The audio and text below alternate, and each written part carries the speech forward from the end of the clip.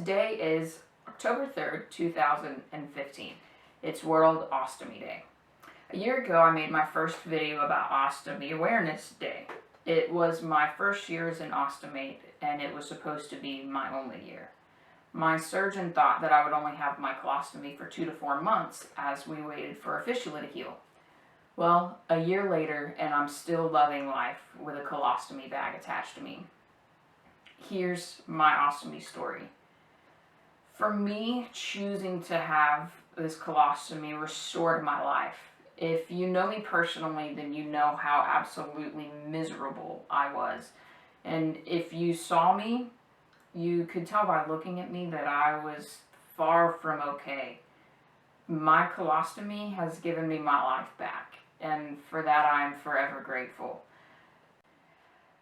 After months of scratching our heads as to why this fistula wouldn't heal, we finally got an answer. On June 17th of this year, I was officially diagnosed with moderate to severe Crohn's disease, but that's another video for another day. Since finding that out, my doctors have started me on a Crohn's treatment in hopes of having this fistula heal and getting me back into surgery for a reversal, hence making me a butt pooper again. Since becoming an ostomate, I have found an online community of some amazing people who have ostomies from all different illnesses and difficulties that they faced in their life. This is a shout out to my Inspire family. Y'all are pretty amazing. We are open about things. We want to help others live their best life. We're encouraging, we're full of knowledge and experience, and we definitely have a sense of humor. Well, I asked them what they wanted people to know about life with an ostomy, and here are some of their answers. Lenny said, "I'd like people to know that ostomates are some of the strongest, most resilient people out there, and that many of us laugh and joke about our ostomies. Even more of us are fond of them. So please don't say I'm sorry when you learn we have a stoma. Celebrate with us that we're here, we're vibrant, and we're thriving."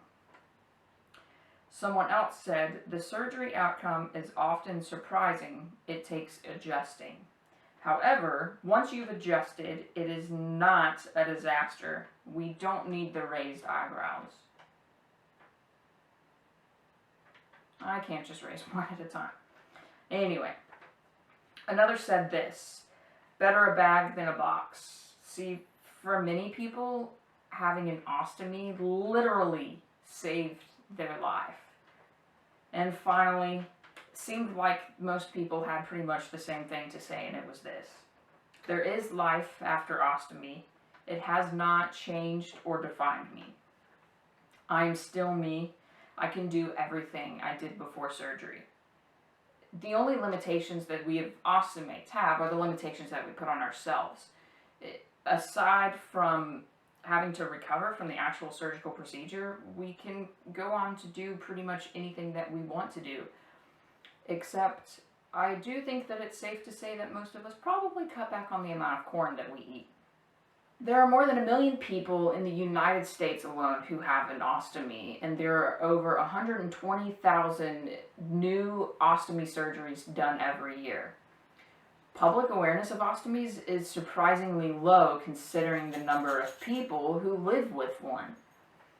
Over the last year, I have heard a couple of very inspiring stories of people who have made news in some way or another about their stoma. There's bodybuilder Blake Beckford. He was diagnosed with ulcerative colitis in 2003. After leaving the hospital after having colostomy surgery, he was told that he'd never be able to train the same way he had before. Well, Blake decided that wasn't good enough for him, so ignoring the medical advice, Blake went back to the gym and went on to place in the top 5 of several different bodybuilding competitions.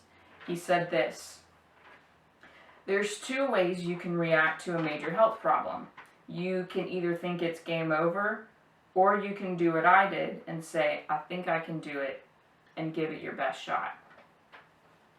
Then there's Bethany Townsend from the UK. She's suffered with Crohn's disease since she was 3 years old. After having life-saving colostomy surgery, she'd pretty much given up on her modeling career.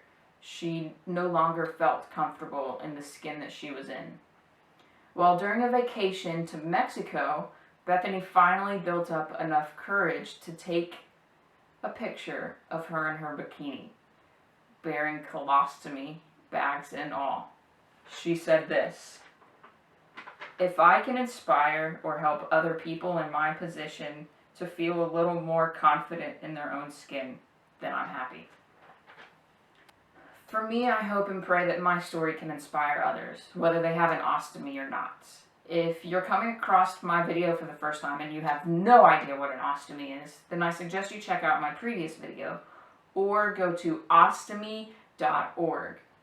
If you want to know more about my journey as I continue to learn to navigate life as not only an ostomate, but as a fellow crony, you can follow my journey on social media. I'll put the links below.